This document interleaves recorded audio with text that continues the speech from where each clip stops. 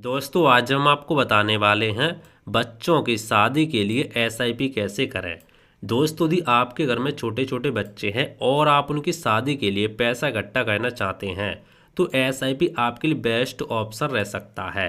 दोस्तों आप एसआईपी के माध्यम से म्यूचुअल फंड में हर महीने छोटा छोटा अमाउंट जमा करके आने वाले सालों में एक बहुत ही बड़ा फंड बना के तैयार कर सकते हो, जो आपके बच्चों की शादी के लिए बहुत ज़्यादा काम आएगा।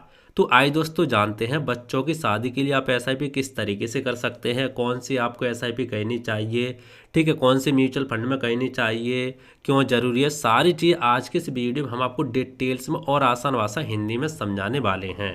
तो आइए दोस्तों शुरू करते हैं आज की वीडियो। दोस्तों सबसे पहले समझते हैं एसआईपी होती क्या है।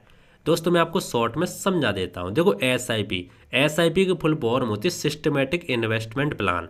एसआईपी म्यूचुअल फंड में हर महीने 83 निवेश करने का तरीका होता है। इससे आप धीरे धीरे एक बड़ा फंड तैयार कर सकते हैं, जैसे बच्चे की शादी के लिए, शिक्षा या रिटायरमेंट के लिए। फॉर एग्जाम्पल मैं आपको और भी आसान भाषा में समझा देता हूँ एसआईपी होती क्या है। देखो म्यूचुअल फंड में आप दो तरीके से पैसा इन्वेस्ट करते हैं। पहला तरीका होता है एसआईपी के माध्यम से और दूसरा तरीका वैसा होता है लमसम के माध्यम से। यदि आपके पास एक साथ पैसा लगाने के लिए है तो वो बंदे लमसम करते हैं। यदि आपके पास एक साथ पैसा लगाने के लिए नहीं है, आप छोटा छोटा अमाउंट हर महीने जमा करना चाहते हैं, तो आप एसआईपी के माध्यम से जमा कर सकते हैं। देखो दोस्तों स्टॉक मार्केट में आप दो तरीके से पैसा लगाते हो। एक होता है डायरेक्ट आप शेयर में लगाते हो और एक होता है म्यूचुअल फंड के माध्यम से लगाते हो। लेकिन यदि आप डायरेक्ट स्टॉक मार्केट के किसी कंपनी में लगाएंगे ना तो उसमें काफ़ी ज़्यादा रिस्क हो जाता है। यदि आप म्यूचुअल फंड में पैसा लगाते हैं तो यहाँ पे क्या होता है, यहाँ पे रिस्क आपको कम देखने को मिलता है, क्योंकि यहाँ पे म्यूचुअल फंड में लगाओगे ना तो जो म्यूचुअल फंड में जिस कंपनी में लगाओगे वहाँ पे बैठा होता है वैसा फंड मैनेजर। अब फंड मैनेजर क्या करता है, आपका पैसा ले करके और अलग अलग कंपनी में रिसर्च और एनालिसिस करके अलग अलग कंपनी में स्टॉक मार्केट में लगाया था। वो आपसे छोटा सा चार्ज लेता है जिसको हम एक्सपेंस रेशियो बोलते हैं। तो दोस्तों ये कहानी होती है पूरी म्यूचुअल फंड की। आपके समझ में आ गया होगा। यदि नहीं समझ में आया है तो इस पर हमने एक प्रॉपर वीडियो बना के रखा है, म्यूचुअल फंड एसआईपी होती क्या, आप उस वीडियो को जाके देख सकते हैं, इसी चैनल पे जाकर मिल जाए। मैंने आपको शॉर्ट में समझा दिया।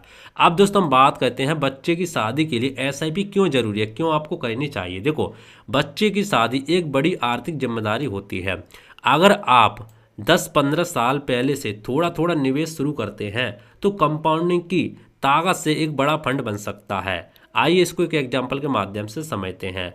अगर किसी शादी का खर्चा फॉर एग्जांपल मान के चलते हैं, देखो अलग अलग शादी का खर्चा हो सकता है, मैंने यहाँ पे एक एवरेज लेके रखा है। मान लो अगर आज शादी का खर्चा 15 लाख रुपए है तो 15 साल बाद यही खर्चा महंगाई को मिला करके, इन्फ्लेशन आपको पता है 6 से 7% है, ठीक है, तो महंगाई को मिला करके वह खर्चा कम से कम 30 से 35 लाख रुपए हो सकता है। इसीलिए एसआईपी के जरिए लक्ष्य आधारित निवेश, गोल बेस्ड इन्वेस्टमेंट करना जरूरी होता है और यह आप एसआईपी से संभव कर सकते हैं, ठीक है।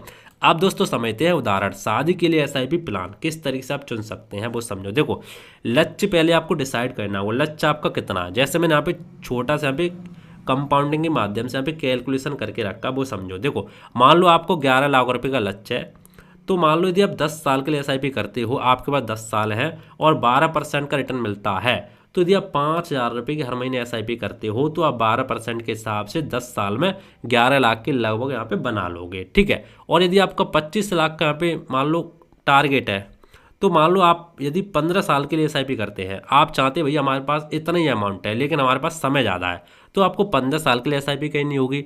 तब आपको यहाँ पे 5,000 रुपये के हिसाब से 12% के हिसाब से 25 लाख हो जाएगा।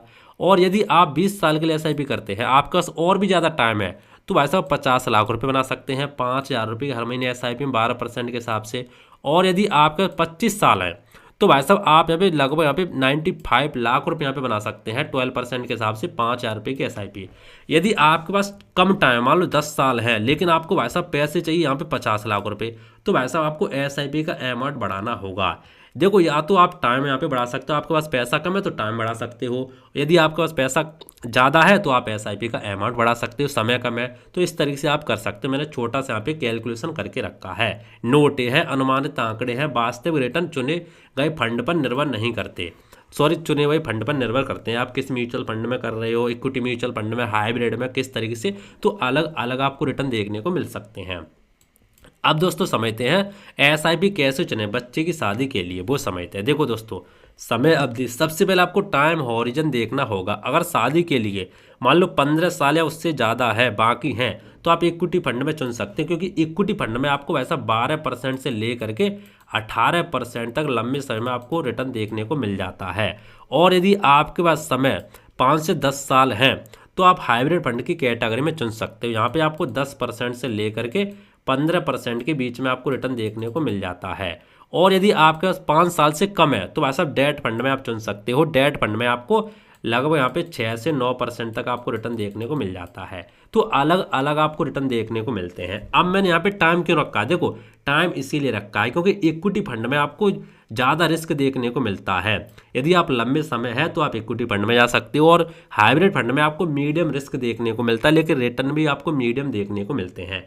तो आपको टाइम देखना होगा सबसे पहले कि आपका बच्चा बच्ची जो भी है अभी कितने साल का है, और आप कितने साल बाद उसकी शादी करना चाहते हो, उसी के हिसाब से आप यहाँ पे कैटेगरी चुन सकते हो। ठीक है, अब देखो ये हमारी main category equity mutual fund, hybrid और डेट, इसके भी अंदर सब कैटेगरी होती है।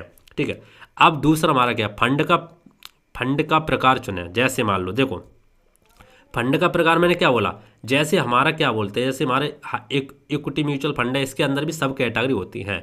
जैसे लंबी अवधि, यदि मान लो 10 साल से ऊपर है, तो आप लार्ज कैप या फ्लेक्सी कैप को चुन सकते हैं। यदि मध्यम 5 से 10 साल है, तो हाइब्रिड फंड एग्रेसिव चुन सकते हैं, एग्रेसिव फंड। यदि आपके पास 3 से 5 साल है, तो डेट फंड या लिक्विड फंड चुन सकते हैं, लिक्विड फंड जिसमें आप पैसा तुरंत निकाल सकते हैं। तो यहाँ फंड का जो प्रकार है वो भी आप यहाँ पे चुन सकते हैं। नंबर तीसरा, स्टेप अप एसआईपी करें। हर साल अपनी एसआईपी का इन्वेस्टमेंट जो आप करोगे ना, उसका 10 से 15% बढ़ाए। इससे क्या होगा, आपका इन्वेस्टमेंट भी बढ़ेगा और आपके कंपाउंडिंग के माध्यम से आपका फंड भी बड़ा होता जाएगा। इससे आपकी सेविंग बढ़ेगी और लक्ष्य जल्दी पूरा हो जाएगा। ठीक है, अब मैं आपको थोड़ा पे जरूरी सुझाव देना चाहूँगा। शादी की लक्ष्य राशि और समय पहले तय करें। साल में एक बार एसआईपी रिव्यू करें। अचानक मार्केट गिरने पर एसआईपी बंद ना करें। शॉर्ट टर्म जरूरत के हिसाब से एसआईपी ना करें। एसआईपी को बच्चों के नाम पर गोल बेस्ड टैग दें। यानी कि आपको क्या करना है, आपको देखना नहीं है कि भैया हमें कोई ज़रूरत पड़ी हमने पैसा निकाले, नहीं। यदि आपने 25 साल के लिए एसआईपी करनी तो 25 साल के लिए करनी ही होगी, चाहे मार्केट गिरे चाहे कुछ भी हो, आपको पैसा करते जाना है, तभी आपका यहाँ पे गोल पूरा हो जाएगा। तो दोस्तों इस तरीके से आप बच्चे की शादी के लिए एसआईपी चुन सकते हैं। आप अपने हिसाब से आपको कितने पैसे की जरूरत पड़ेगी, कितना अभी खर्चा, उसी हिसाब से आप यहाँ पे 6 से 7% यहाँ पे हर साल इन्फ्लेशन मिला करके कैलकुलेशन करके और आप यहाँ पे अपना टारगेट देख सकते हैं। तो दोस्तों उम्मीद करता हूँ आज का वीडियो आपको पसंद आया होगा। फिर भी दोस्तों यदि आप इससे संबंधित कोई डाउट हो तो आप नीचे कमेंट करके पूछ सकते हैं, मैं आपको रिप्लाई देने का जरूर कोशिश करूंगा। बाकी दोस्तों मिलते हैं इंटरेस्टिंग नई वीडियो में। तो जय हिंद, वंदे मातरम, बाय बाय।